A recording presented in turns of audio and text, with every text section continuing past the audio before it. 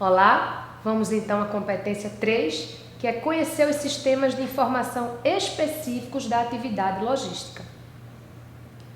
Vamos primeiro resgatar as atividades primárias e as atividades de apoio da logística. Então, de acordo aí com a nossa figura, o quadrinho verde mais claro significa as atividades primárias, que são as atividades de transporte, a manutenção de estoque e o processamento dos pedidos.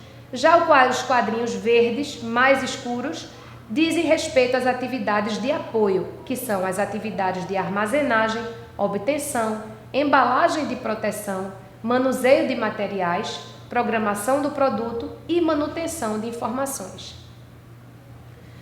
Vamos passar para o cliente, partindo do pressuposto que ele é a figura que dá início a todo o processo da logística. Então, de acordo aí com o nosso quadro, nós consideramos que a logística integrada abrange desde o cliente até o fornecedor de insumos. Então, nós devemos começar tratando dos sistemas de informação que estão mais próximos daquele que inicia o fluxo das informações na cadeia logística, que é o cliente. Então, o cliente aqui vai ser o nosso rei. A previsão de vendas, uma das primeiras informações utilizadas pelas funções internas da organização, seja ela qual for, é a informação de previsão de vendas, né? Pode ser produção, recursos humanos ou finanças. O sistema de previsão de vendas é um conjunto de procedimentos de coleta, tratamento e análise de informações que visa gerar uma estimativa de vendas futuras medidas em unidades de produtos ou famílias de produtos, em cada unidade de tempo, semanas, meses, etc.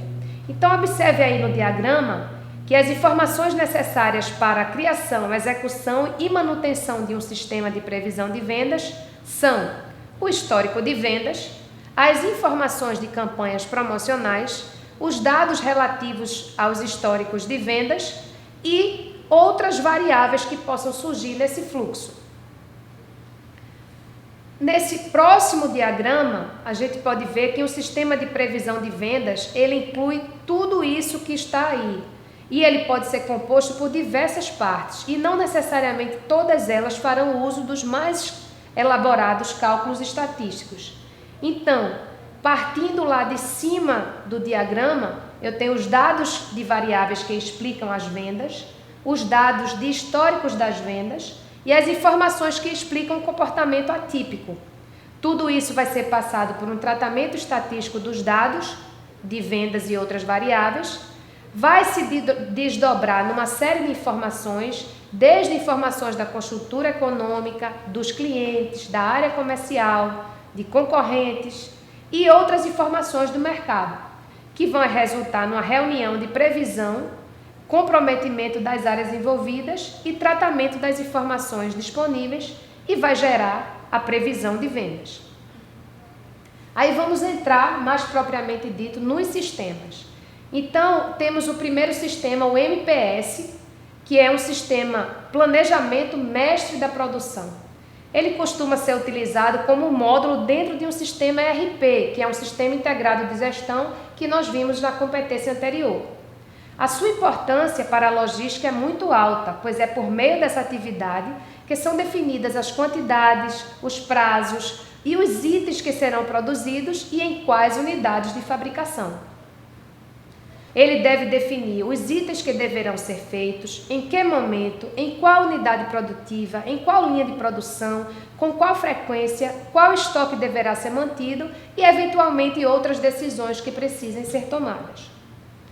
Passando para o próximo sistema, nós temos o MRP, que é um sistema de gestão de material. O planejamento de necessidade de materiais é um módulo que pode ser considerado um irmão do MPS, o sistema anterior. Isso porque, enquanto o MPS calcula o planejamento de produção de curto, médio e longo prazo, o MRP não conseguiria fazer o mesmo para os materiais sem os dados do anterior. O MPS calcula a produção para itens de demanda independente, ou seja, são os produtos acabados. Apenas com a previsão de vendas ou com o histórico de saída dos produtos é possível calculá-lo.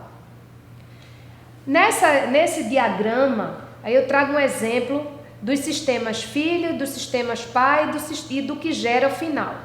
Ao se abordar os sistemas MRP, deve-se ressaltar também a criticidade do registro das informações, das listas dos componentes dos itens a serem produzidos. Os itens que são produtos acabados são considerados itens pai.